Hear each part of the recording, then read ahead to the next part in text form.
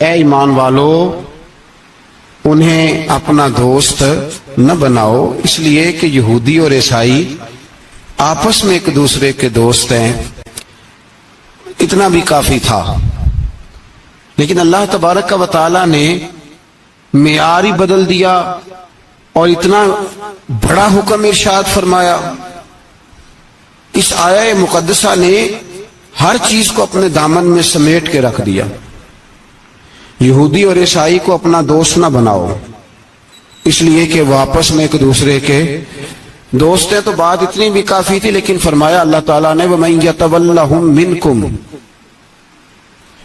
جو تم میں سے انہیں اپنا دوست بنائے گا۔ تمہیں منع کر دیا ہے، ہم نے روک دیا ہے کہ دوست بنانا، اور اگر وَمَن يَتَوَلَّهُم مِّنكُمْ، جو تم میں سے، وَمَن يَتَوَلَّهُم مِّنكُمْ، جو بھی تم میں سے انہیں اپنا دوست بنائے گا فَإِنَّهُ مِنْهُمْ، تو وہ انہی میں سے ہے۔ تمہیں بتا دیا ہے کہ دوست یہودی اور عیسائی کو کبھی دوست بنانا، اور اگر بناؤ گے تو پھر تم، اور پھر جو قرآن مجید نے بات اس آیہ مقدسہ کو جو ختم فرمایا تو فرمایا ان اللہ لا یہدی القوم الظالمین، بے شک اللہ ظالموں کی قوم کو ہدایت نہیں دیتا۔ ظلم کرنے والوں کے نصیب میں ہدایت نہیں ہوتی، وہ ظلم کرتے رہتے ہیں اور انہیں سمجھایا جائے تو مانتے بھی نہیں، اس لیے کہ ہدایت ان کا نصیب نہیں ہوتی۔ میرے بھائی، دنیا میں بد نصیب ہے وہ شخص جو غلطی کرتا ہے اور پھر مانتا بھی نہیں، اور دنیا میں کم ظرف ہیں وہ لوگ، کم ظرف جو اپنے ظالم ہونے کے باوجود ظلم پر وضاحتیں پیش کرتے ہیں، اپنی غلطیوں کا اعتراف کرنے کی بجائے ان پر دلیلیں دیتے ہیں، چھوٹے ظرف کے لوگ۔ اللہ تبارک و تعالیٰ نے فرمایا یہودی اور عیسائی کو کبھی دوست نہ بنانا۔ میرے بھائیوں، میرے بزرگوں، میرے دوستوں، ہمارا دین تعصب سے پاک ہے لیکن تسلب کا حامی ہے۔ تعصب کا مطلب یہ ہوتا ہے کہ کہنا مار دو دوسرے کو، برداشت ہی نہ کرو، اور تسلب کا مطلب یہ ہوتا ہے کہ اپنے دین میں پختہ ہو جاؤ، اپنے دین میں پکے ہو جاؤ۔ اب ہم نا ہر روز نماز کی نیت باندھتے ہیں، اللہ اکبر، سورۃ فاتحہ پڑھتے ہیں، اہدنا الصراط المستقیم صراط الذین انعمت علیہم، اتنی بھی بات بڑی تھی، کافی تھی۔ اے اللہ ہمیں صراط مستقیم پہ چلا اور ان لوگوں کے رستوں پہ چلانا جن پر تو نے انعام کیا، بڑی بات تھی، مثبت بات ہو گئی، منفی بات کی ضرورت نہ تھی۔ لیکن اللہ تبارک و تعالیٰ نے فرمایا کہ جہاں تم مجھ سے یہ دعا مانگو نا کہ صراط الذین انعمت علیہم، یا اللہ ان لوگوں کے رستوں پہ چلا جن پر تو نے انعام کیا، انبیاء، صلحاء، اتقیاء، صوفیاء، اولیاء، جہاں یہ دعا مانگنی ہے نا، ساتھ ایک اور بات بھی تم نے کرنی ہے، وہ کیا ہے؟ غیر المغضوب علیہم ولا الضالین، اے اللہ ان سے ہمیں بچا جن پر تیرا غضب ہوا، ان کے رستے پہ نہ چلانا جن پہ تیرا غضب ہوا اور جو گمراہ ہو گئے۔ اب جو باتیں سمجھ میں آئیں کہ مومن کو اپنے عقیدے سے پیار کرنا ہے اور کافر کے عقیدے سے اظہار بیزاری کرنا ہے، ان کے نظریے سے، ان کے عقیدے سے نفرت کرنی ہے۔ کافر کے عقیدے اور نظریے سے، اس کا کیا مطلب ہے؟ تسلب کا مطلب ہوتا ہے اپنے دین میں پکا ہونا۔ دو تین جملوں میں بات سمجھاتا ہوں، اگر آپ کی سمجھ میں آئی تو بڑا بہتر ہوگا۔ دو تین جملوں میں تسلب، پکا ہونا، اس کا کیا مطلب ہے؟ اس کا مطلب یہ ہے کہ اپنی آنکھوں پر جو تم نے اینک لگانی ہے وہ دین کی اینک لگانی ہے، جو چیز بھی دیکھنی ہے وہ دین کی آنکھ سے دیکھنی ہے، جو کچھ بھی تم نے چاہنا ہے، بڑی بات کر رہا ہوں اگر آپ سمجھے تو، جو بھی تم نے دیکھنا ہے دین کی اینک سے دیکھنا ہے، جو تم نے چاہنا ہے وہ دین کے دل کے ساتھ چاہنا ہے، اور جو تم نے سوچنا ہے وہ دین کے دماغ کے ساتھ سوچنا ہے۔ اس کا ترجمہ اقبال نے کیا، کہنے لگے قوم مذہب سے ہے، مذہب جو نہیں، قوم کس سے ہے؟ قوم مذہب سے ہے، مذہب جو نہیں۔ اور فاضل بریلوی کہتے ہیں دہن میں زبان تمہارے لیے اور بدن میں ہے جان تمہارے لیے، ہم آئے یہاں تمہارے لیے تو اٹھیں بھی وہاں تمہارے لیے۔ اپنی ہر چیز، ہر نقطہ نظر میں پہلے دین، اس کے بعد کوئی اور۔ کافر کے عقیدے سے ہمارے زمانے میں نا فلسفی، منطقی، ادیب، شاعر، ملنگ، تلنگ، یہ بڑی جماعتیں، کھچڑی ہے، کھچڑی۔ اب وہ کھچڑی ایک نیا درس دیتی ہے۔ وہ کھچڑی یہ کہتی ہے کہ یہ سارے اللہ کو پکارتے ہیں، سارے اسی کے نام ہیں، یہ سارے۔ ہمارے ایک سابق وزیر اعظم نے بھی کہا تھا، ایک نوجوان کی عادت دی ہے گھسی پٹی جماعت نے، وہ بھی یہی کہتے ہیں، ہولی پہ بھی چلے جاؤ، دیوالی پہ بھی چلے جاؤ، ہندوؤں کے مندر میں بھی چلے جاؤ، وہ کہتے ہیں سارے اسی کے نام ہے، جو بت کو پکار رہا ہے وہ بھی اسی کو ہی پکار رہا ہے، معاذ اللہ۔ جو رام رام کہہ رہا ہے وہ بھی اصل وہی ہے۔ وہ بیوقوف ہو، اگر بت کو پکارنے والا بھی کسی نہ کسی رنگ میں اللہ کو ہی پکار رہا تھا معاذ اللہ، تو پھر نبی پاک صلی اللہ علیہ وسلم کو کیا ضرورت تھی بتوں کا مقابلہ کرنے کی؟ تم نے تو سارا دین ہی مشکوک کر دیا، ہر شے مشکوک ہو گئی۔ جو بتوں کو پکار رہا ہے وہ بھی اسی کو پکار رہا ہے، جو رام کہہ رہا ہے وہ بھی اسی کو کہہ رہا ہے، جو پتھر پوج رہا ہے وہ بھی، کیا تماشا لگایا ہوا ہے۔ اللہ تبارک و تعالیٰ تو اتنا غیور ہے، وہ کہتا ہے ان اللہ لا یغفر یشرک بہ ویغفر ما دون ذلک لمن یشاء، میں ہر چیز بخش دوں گا، میرے ساتھ کسی کو شریک نہ بنانا، میں اس کی معافی نہیں دوں گا۔ اللہ کے پیارے پیغمبر حضرت عزیر جناب عیسیٰ علیہ السلام کو جب لوگوں نے معاذ اللہ خدا کا بیٹا کہا تو رب تبارک و تعالیٰ نے قرآن پاک کی آیتیں نازل فرمائی، فرمایا یہ جھوٹ بولتے، یہ ظلم کرتے ہیں اپنی جانوں پر۔ او بھائی یہ کھچڑی جو پکا رہے ہیں نا ملنگ لوگ، ادیب لوگ، سارے اسی کے نام ہیں، اس کا ایک ہی نام ہے لا الہ الا اللہ، لا الہ الا اللہ، لا الہ الا اللہ۔ اس کے سوا کوئی بھی معبود ہو ہی نہیں سکتا، سوال ہی نہیں۔ او خدا کے بندے، یہ فلسفہ، اور پھر ہم سیانے بڑے ہیں، ہمارے دلوں میں رحمت بڑی ہے، نرمی بڑی ہے، کافر کے حق میں، مشرک کے حق میں، سارے جی اسی کو پکارتے ہیں۔ تو زیادہ مہربانی کرنے والا ہے یا نبی پاک زیادہ رحمت للعالمین ہے؟ حضور نے تو فرمایا بت کے پجاری سے جہاد ہوگا تلوار کے ساتھ، پنڈت اور جوگی کاٹے جائیں گے تلوار کے ساتھ، جو اللہ تبارک و تعالیٰ کی توحید میں کسی کو شریک کرے گا مسلمان اس کے خلاف اٹھیں گے۔ تو کہہ رہا سارے ہی ایک ہیں، تسلب نہیں، دین کی پختگی نہیں۔ ہمارے ہاں لوگ مسئلہ پوچھتے ہیں، پاکستان میں جو عیسائی رہتے ہیں نا وہ غریب ہیں، پاکستان میں جو عیسائی رہتے ہیں نا وہ، اور جو امریکہ میں رہتے ہیں، پاکستان کے اندر جو لوگ ہیں نا وہ مسئلہ پوچھتے ہیں، کہتے ہیں جی عیسائیوں کے ساتھ کھانا پینا جائز ہے؟ میں نے کہا امریکہ میں جب رہتے ہو تب کیوں نہیں پوچھتے؟ یہاں تم مسئلہ پوچھتے ہیں نا لوگ، عیسائیوں کے ساتھ کھانا پینا جائز ہے کہ ناجائز، اور وہاں جب تمہیں ضرورت ہوتی ہے پاسپورٹ کی تو عیسائی بی بی سے نکاح کر لیتے ہو۔ اور پوچھو نا اپنے ملک کے سیاستدانوں سے، پوچھو ان سے کہ تمہارے بچے جو جا کے وہاں روٹیاں کھاتے ہیں تو کون سے ہوٹل ہیں جہاں بالکل جائز تمہارے لیے علیحدہ سے پکتا ہے؟ وہ جو تم نے وہاں رشتہ داریاں کی ہوئی ہیں، تمہارے بچے وہاں رہ رہے ہیں تو وہاں مسئلے نہیں یاد؟ اگر ایک غریب نالی صاف کرنے والا عیسائی آئے تو اس کے بارے میں فتویٰ ہے کہ اس کے ساتھ روٹی نہیں کھانی، اور ٹرمپ آ جائے تو پھر کوئی مولوی مسئلہ نہیں پوچھتا کہ اس کے ساتھ کھانا جائز ہے کہ ناجائز ہے۔ ہمارا وہ جو کفر کے معاملے میں اظہار بیزاری تھا، نفرت کافر کے عقیدے سے، ہم کبھی نہیں کہتے کہ عیسائیوں کے مندروں کو آگ لگا دو۔ کبھی جلوس لے کے گئے ہیں کہ مندر گرانا ہے؟ بولے ان کا گرجا کبھی گرایا ہے؟ ہندو کا مندر، مرزئی کی عبادت گاہ اقلیت قرار دے دیا، ٹھیک ہے، جہاں عیسائی علیحدہ سے اپنا کام کر رہے ہیں تم بھی کرو، لیکن ہم ان کے عقیدے کے کبھی بھی حامی نہیں ہو سکتے۔ اگر کہیں کہ عیسائی بھی صحیح کہہ رہا ہے، حضرت مریم کو اللہ کی بیوی کہہ رہا ہے، جناب عیسیٰ کو اللہ کا بیٹا کہہ رہا ہے، اور تو کوئی سارے اسی کے نام ہیں،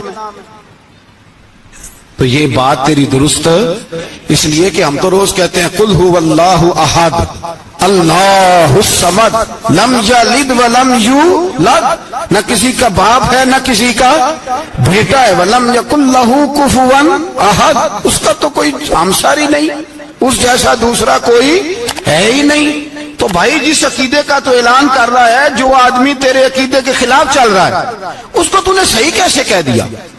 یہ کیسے ہو؟ تو میرے بھائی اسلام یہ کہتا ہے کہ اساس، بنیاد، نظریہ، تو اپنے نظریے پہ ناز کرے گا، دوسرے کے نظریے سے اظہار بیزاری کرے گا۔ او بھائی جاگو اور بس کر دو، جاگ جاؤ۔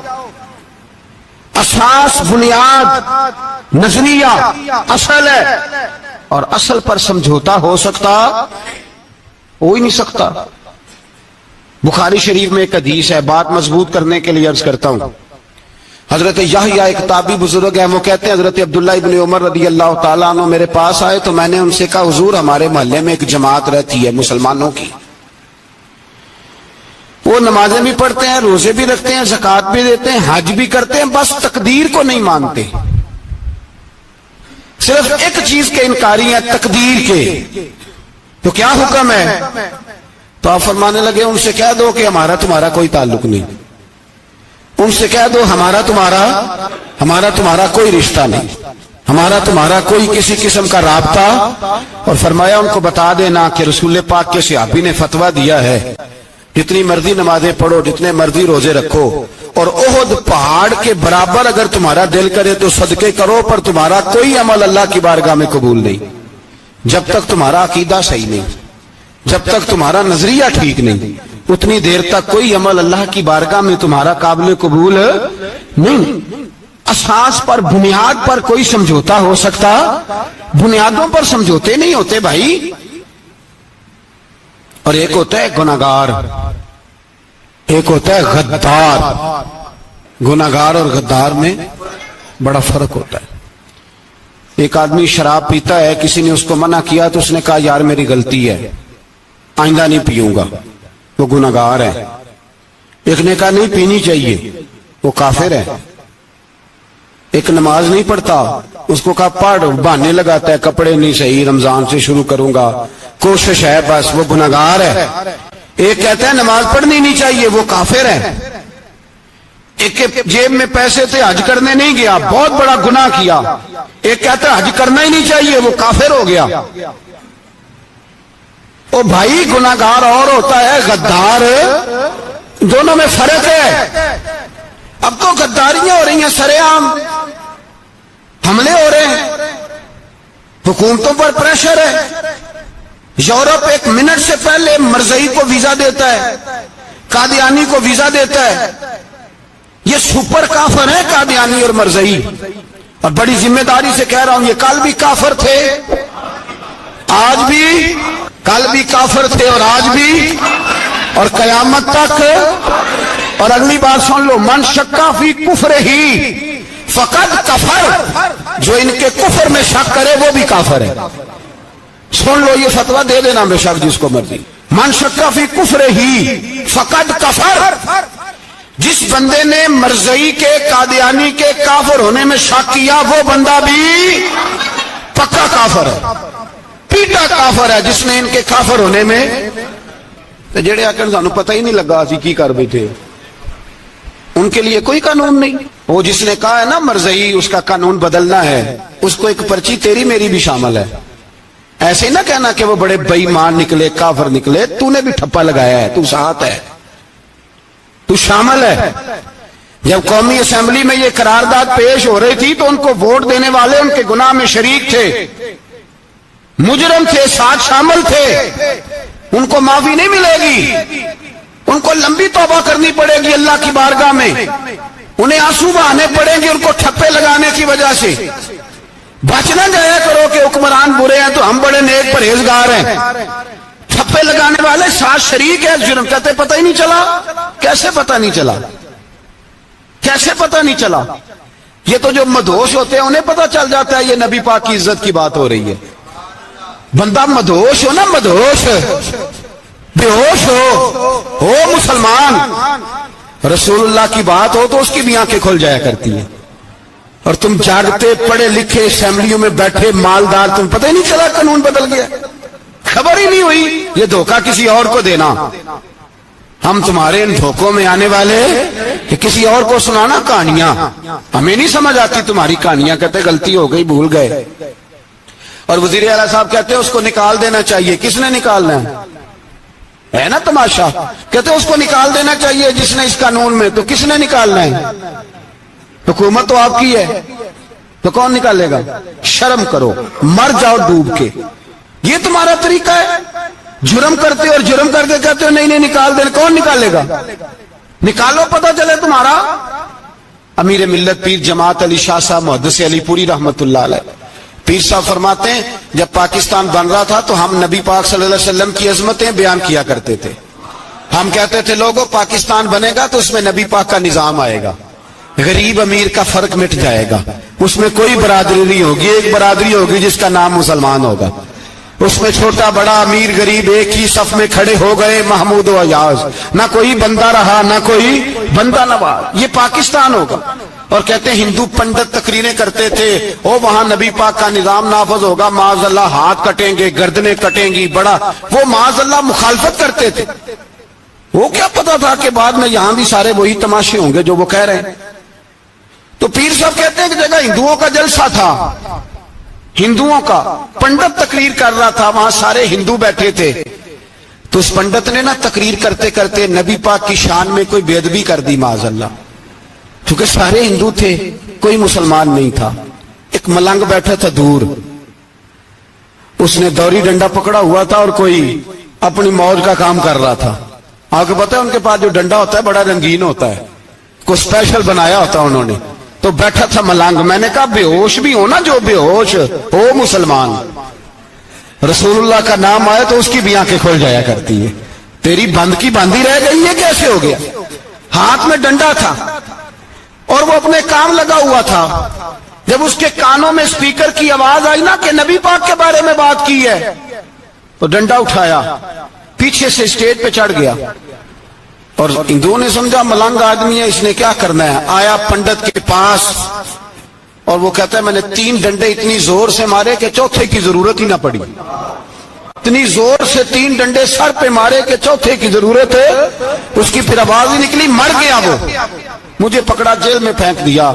امیر ملت پیر جماعت علی شاہ صاحب کہتے ہیں میں امرتسر کی جیل میں ملنے گیا اور میں نے اس کے سامنے کھڑے ہو کے کہا، میں نے کہا بے لیا، نہ تو نماز پڑھے، نہ تو روزہ رکھے، نہ تو مسجد آئے، نہ تو کوئی اور کام کرے، اور اتنا بڑا تو نے کام کیا، گستاخ مار دیا۔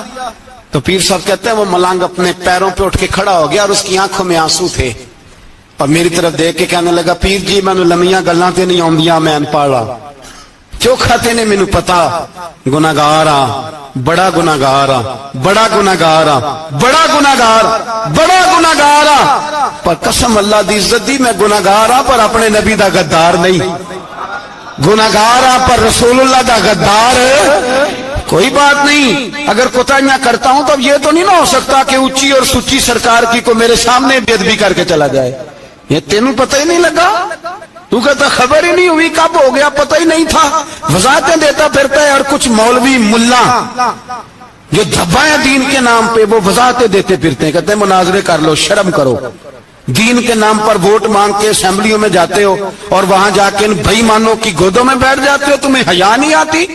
اور نبی پاک کی بات ہے تو پھر بھی تمہاری غیرت جوش نہیں مارتی، پھر بھی دلیلیں دیتے پھرتے ہو۔ میرے رسول پاک علیہ الصلوۃ والسلام کے غلاموں یاد رکھو، دین میں تسلط پیدا کرو، مضبوطی۔ کل لوگ مسئلے پوچھا کرتے تھے کہ صحابی کا اہل بیت کا بے ادب ہے تو اس کے جنازے پہ جائیں کہ نہ جائیں، اب نہیں لوگ پوچھتے، اب ہمارے دلوں میں فتوے زیادہ آ گئے ہیں، مرضی کرتے پھرتے ہیں۔ ہمارا بچہ کسی بد مذہب کی مسجد میں جاتا ہے ہم کہتے ہیں نہیں نہیں ویسے ہی جاتا ہے، تجھ سے پوچھا جائے گا، اس دن پتا چلے گا، جس دن تم مرے گا تو تیرے لیے دعا بھی نہیں کرے گا، تیری قبر پہ بھی نہیں جائے گا، تجھے پتا چلے گا اس دن کہ ویسے ہی جاتا ہے کہ ایسے جاتا ہے. کوئی پابندی نہیں، کوئی تسلط بھی نہیں، عقیدے میں ایمان میں کوئی پختگی نہیں، ہمیں خیال ہی نہیں کہ کدھر جا رہی ہیں اولادیں، سوچتے ہی نہیں. ہم خیال ہونا چاہیے، سمجھ ہونی چاہیے. میرے رسول پاک علیہ الصلوۃ والسلام کے صحابہ میں تسلط تھا، تسلط. سگی اماں بھی اگر بے ایمان ہوتی تھی تو صحابہ قریب نہیں آنے دیتے تھے. حضرت اسماء بنت ابی بکر صدیق، ان کی ماں مشرکہ تھی. جناب صدیق اکبر کی ایک زوجہ حضرت ابو بکر نے طلاق دے دی. کچھ عرصے کے بعد وہ اپنی بیٹی کو ملنے آئی، ماں بیٹی سے ملنے آئی تو حضرت اسماء بنت ابو بکر کو پیغام بھیجا، کہا بیٹے میں تجھے ملنا چاہتی ہوں.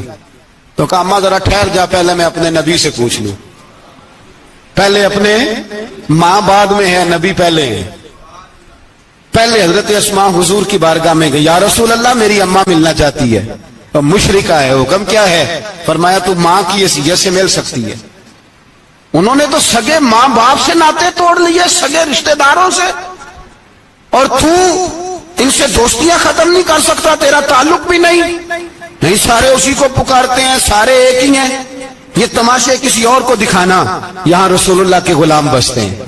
ہمارا عقیدہ بڑا پختہ ہے، بڑا پختہ، بڑے پختہ نظریات کے لوگ اللہ نے اس دھرتی کو عطا فرمائے. اس زمین نے بڑے کامل مومن پیدا کیے.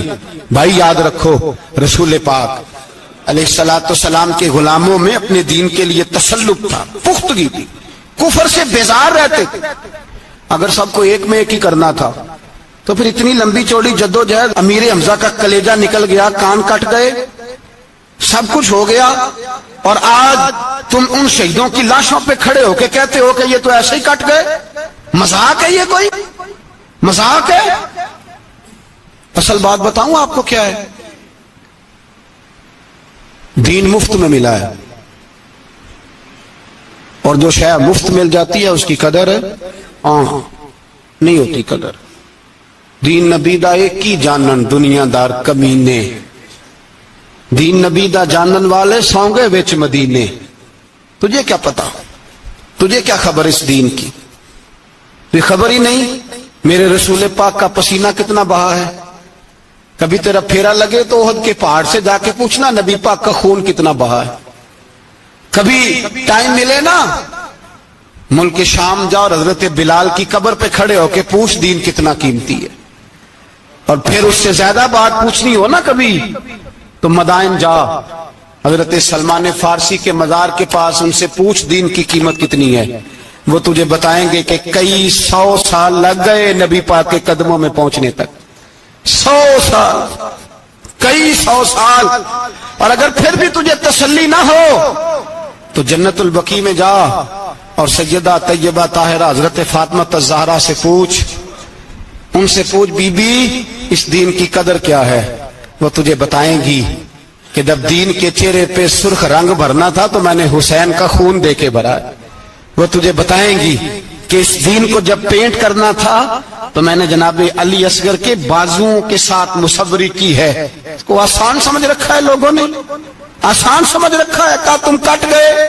اور آج اٹھنے والا صوفی اور درویش کہتا ہے سارے ایک ہی ہیں، سارے اسی کو مانتے ہیں. جس سیاستدان کا دل کرتا ہے وہ جا کے مندروں میں پوجا کر آتا ہے، جس کا دل کرتا ہے وہ جا کے ہندوؤں کی ہولی اور دیوالی میں شریک ہو جاتا ہے. سب ایک ہی ہیں. اگر ایک ہی تھے تو حسین کا علی اصغر کیوں شہید ہوا؟ اگر سب ایک ہی تھے تو جناب علی اکبر کیوں شہید ہوئے؟ سارے ایک ہی تھے تو پھر ٹھیک ہے، مست رہنا چاہیے تھا.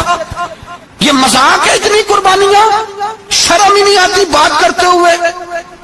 جاگو اور اپنے دین کو سمجھو. میرے رسول پاک علیہ الصلوۃ والسلام نے جو دین دیا اس میں تسلب ہے، تسلب، کفر سے بیزاری. کتنی بیزاری؟ حضرت ام حبیبہ رضی اللہ تعالیٰ عنہ ام المومنین ہے، یہ ہماری اماں ہیں. ام، ماؤں کے نام تو بچوں کو آنے چاہیے نا. یہ مومنوں کی ماں ہیں، ابو سفیان کی بیٹی ہیں. حضرت ابو سفیان رضی اللہ تعالیٰ عنہ کی بیٹی نبی پاک کی زوجہ ہیں. جناب امیر معاویہ رضی اللہ تعالیٰ عنہ کی سگی بہن حضور کی زوجہ تھی، بہت بڑے امیر باپ کی بیٹی تھی. مدینے جب آئیں تو نبی پاک کے گھر میں غربت دیکھی. آزمائش دیکھی، کئی کئی دنوں کے فقر اختیاری کے جلوے دیکھے۔ ابو سفیان ایک مذاکرات کے سلسلے میں مدینے آئے اور کہتے ہیں میں نے سوچا سیدھا اپنی بیٹی کے گھر جاتا ہوں، تو کہتے ہیں میں حضرت ام حبیبہ کے صحن میں داخل ہوا تو چارپائی پہ بستر بچھا ہوا تھا اور ام حبیبہ ایک سائڈ پہ بیٹھ کر تو سوئی دھاگے کے ساتھ کوئی کام کر رہی تھی۔ ابو سفیان کہتے ہیں میری بیٹی کی نظر پڑی تو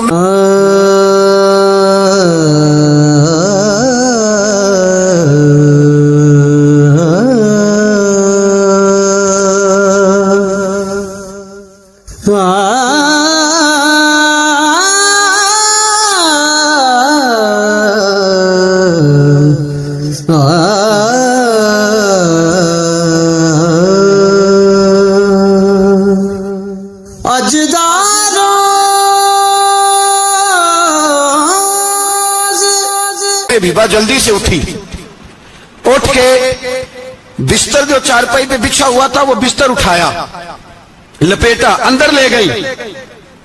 بعد میں باہر آئی تو میں نے بیٹی کے سر پہ ہاتھ رکھا، میں نے کہا بیٹی میں سمجھ گیا ہوں، بستر پہ میری نظر پڑی ہے، لگتا ہے کئی سال پرانا ہے، پیوند بھی لگے ہوئے ہیں، تو اس لیے اندر رکھا ہی ہے کہ پرانے بستر پہ باپ کو بٹھاؤں گی، اس لیے رکھا ہی ہے۔ تو بیٹی امیر گھر سے آئے تو غریب گھر میں اس کی شکایتیں ختم نہیں ہوتی، پر دین کے ساتھ تسلق ام المومنین کا، پختگی اور کفر سے بیزاری، کہنے لگی ابا جی ابھی آپ کافر ہیں نا، تو آپ کی سوچ ابھی بدلی نہیں، میں اس لیے نہیں بستر اندر رکھ کے آئی کہ آپ کے قابل نہیں تھا، میں تو اس لیے رکھا ہوں کہ وہ میرے نبی کا پاک بستر ہے اور آپ ناپاک ہیں، وہ پاک بستر ہے، انما المشرکون نجس، مشرک ناپاک ہوتا ہے، باپ ہونا علیحدہ بات ہے، لیکن میرے دل میں باپ کی قدر بعد میں ہے میرے دل میں، اور رسول اللہ کے بستر کی قدر پہلے ہے، رسول اللہ کی نہیں، رسول اللہ کے بستر کی قدر کہ باپ بیٹھ نہ جائے۔ اتنی نفرت مشرک سے، اتنا اظہار، وہ باپ بھی ہو تو اتنی نفرت، لوگوں نے پیچے ڈالے ہوئے پیار کے، محبت کی پینگیں چڑھا رہے ہیں اور سارے یہ کہیں سب صحیح ہے، اور ہمارے دلوں میں نرمی، ہمارا اپنا جوان باہر جاتا ہے، وہ یہ نہیں دیکھتا کہ میں جس سے شادی کرنے لگا ہوں نیشنلٹی زیادہ ضروری ہے کہ ایمان، پیسے زیادہ ضروری کہ ایمان، دین زیادہ ضروری کہ دولت۔ عجیب تماشا ہے، بیچتے پھرتے ہیں، فار سیل کر دیا مذہب کو، تسلط بھی نہیں، کوئی خیال ہی نہیں، توجہ ہی نہیں ہماری۔ میرے رسول پاک علیہ الصلوۃ والسلام کے صحابہ جو چٹان تھے دین کے معاملے میں، اپنا پیارا بھی سامنے آتا تھا تو کافر سمجھ کے قتل کر دیتے، اس لیے کہ وہ سمجھتے تھے قوم مذہب سے ہے، مذہب جو نہیں تم بھی نہیں، اگر دین نہیں رہے گا تو کوئی شے باقی نہیں رہے، یاد رکھنا اگر دین نہیں رہے گا۔ میرے حبیب پاک علیہ الصلوۃ والسلام کے غلاموں کا یہ حال تھا، احد کے اندر افواہ پھیل گئی کہ حضور شہید ہو گئے، حضرت انس بن مالک کے چچا تھے انس بن نضر رضی اللہ تعالیٰ، جب افواہ پھیلی نا حضور شہید ہو گئے تو جناب انس بن نضر اٹھے، تلوار پکڑی، صحابہ سے کہنے لگے یہاں کیوں بیٹھے ہو؟ کہا حضور شہید ہو گئے ہم کیا کریں؟ فرمایا حضور شہید ہو گئے تو ہم زندہ رہ کے کیا کریں گے؟ یہاں کیوں بیٹھے ہو؟ ہمارا جینا بھی مصطفیٰ کے لیے، مرنا بھی مصطفیٰ کے لیے، اگر حضور علیہ الصلوۃ والسلام وصال کر گئے تو اٹھو، ان بے ایمانوں سے لڑتے ہیں جنہوں نے مصطفیٰ کو شہید کیا ہے، اٹھو۔ حضرت انس بن نضر میدان میں نکلے، اس طرح لڑے کہ صحابہ کہتے ہیں نہ زخموں کی پرواہ، تیر برستے رہے پرواہ کوئی نہیں، تلواریں چلتی رہی پرواہ کوئی نہیں، ان کے وجود پر نیزوں کے زخم آتے رہے پرواہ کوئی نہیں۔ حضرت انس بن نضر اتنا لڑے کہ شہید ہو گئے، اور جب شہادت کے بعد ان کی لاش دیکھی تو 80 زخم نظر آئے، تلواروں کے، نیزوں کے 80 زخم۔ حضور کے لیے ان لوگوں نے جانیں دے دی، پرواہ نہیں کی۔ یہاں اس مسئلے کو ہمارے ہاں لوگ سمجھتے ہی نہیں۔ ختم نبوت کا مسئلہ بڑا حساس مسئلہ ہے۔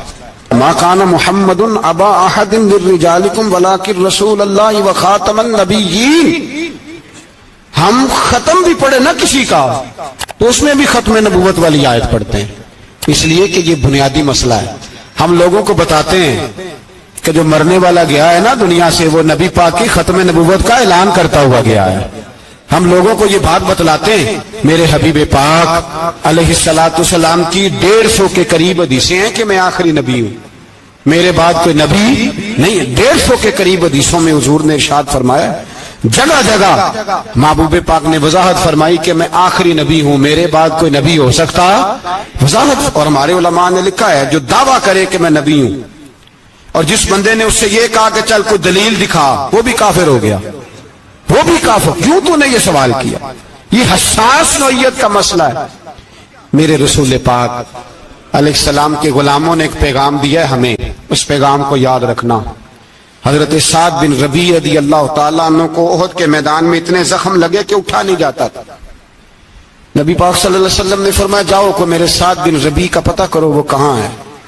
صحابہ آئے تو فرماتے ہیں جب ہم ان کے پاس پہنچے تو ان کی روح پرواز کر رہی تھی، آخری لفظ انہوں نے ادا کیے، کہنے لگے ادھر آؤ صحابہ، ادھر آؤ، میری وصیت سن لو۔ ہم قریب گئے، ہم نے کہا شاید بچوں کے بارے میں، اولاد کے بارے میں، گھر کے بارے میں کوئی وصیت کریں گے۔ تو حضرت سعد بن ربیع نے وصیت فرمائی، کہنے لگے جا کے نبی پاک کے غلاموں کو میرا پیغام دے دینا، جا کے امت مسلمہ کو میرا پیغام دے دینا کہ مسلمانوں اگر تم میں سے ایک بھی زندہ ہوا اور نبی پاک کی ناموس پر کوئی حرف آیا تو پھر اللہ کی بارگاہ میں تمہارا کوئی عذر قبول نہیں کیا جائے گا۔ یہ میرا، یہ میدان احد میں سر سے لے کر پاؤں تک زخم لگے ہوئے ایک صحابی کا پیغام ہے امت مسلمہ کے نام۔ حضرت سعد بن ربیع رضی اللہ تعالیٰ عنہ فرمانے لگے میں مرتے وقت مسلمانوں کو پیغام دے کے جا رہا ہوں کہ اگر حضور کی عزت پر، ناموس پر، نبی پاک صلی اللہ علیہ وسلم کی ذات پر ذرا سا بھی حرف آیا اور مسلمان زندہ ہوئے، اور پھر اگر وہ سمجھیں کہ ہمیں اللہ کی بارگاہ سے معافی مل جائے گی، تو یاد رکھنا رب ہر بات معاف کرے گا، اس بات میں تمہیں اللہ معافی، اس میں تمہیں یہ پیغام دیا سعد بن ربیع نے، اور امت کو سمجھایا کہ ہر بات میں کمپرومائز کر لینا، رسول اللہ کی ذات کے بارے میں کمپرومائز نہ کرنا۔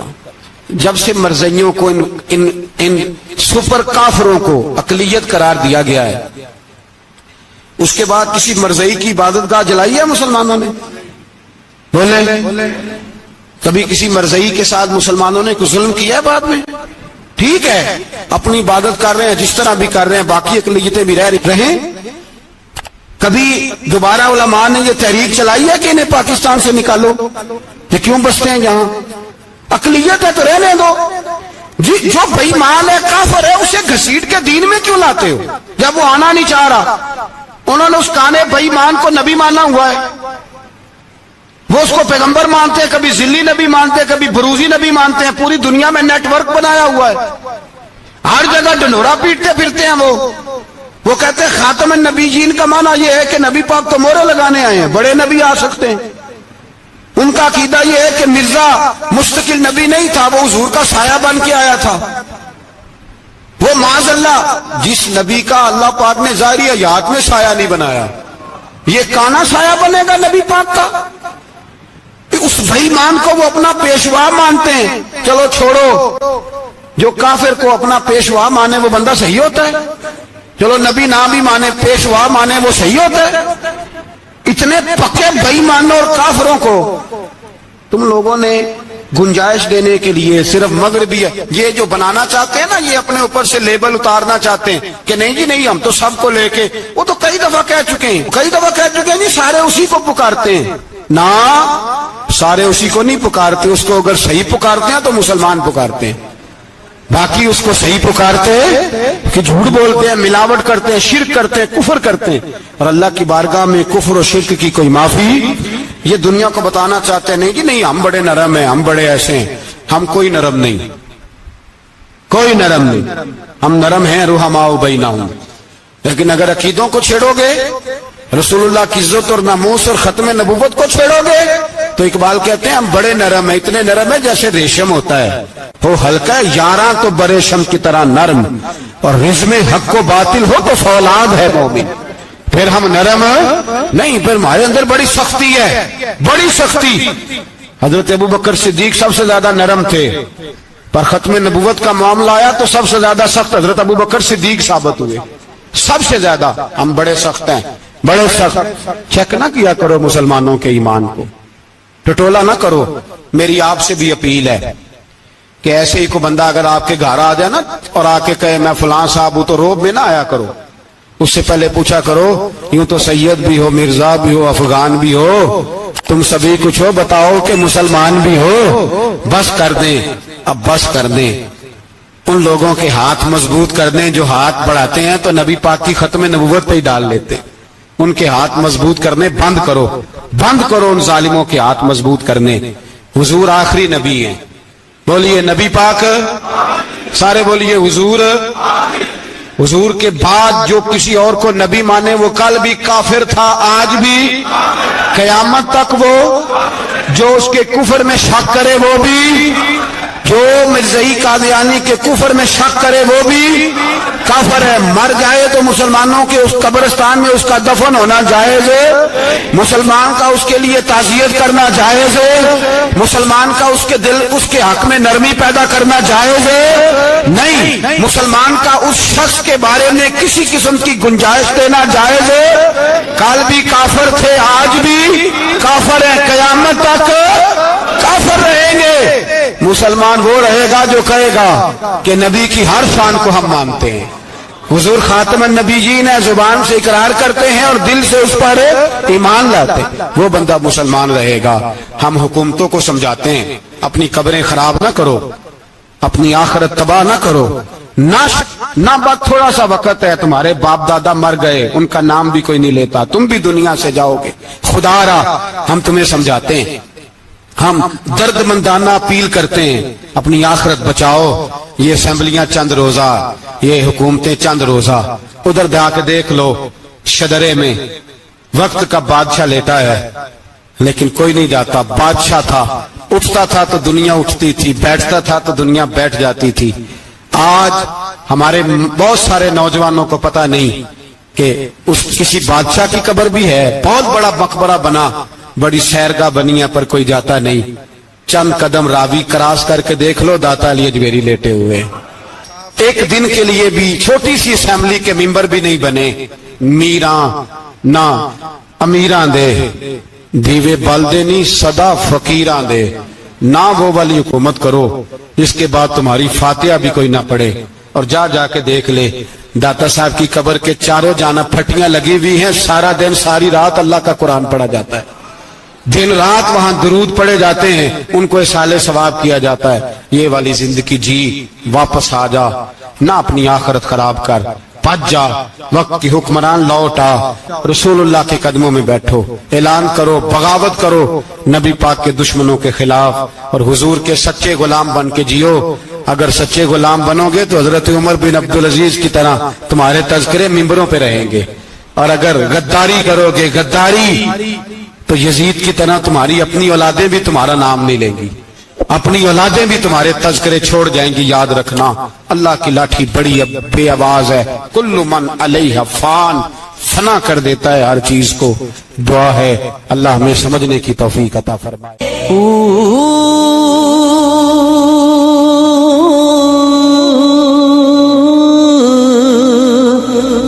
अल्लाह अल्लाह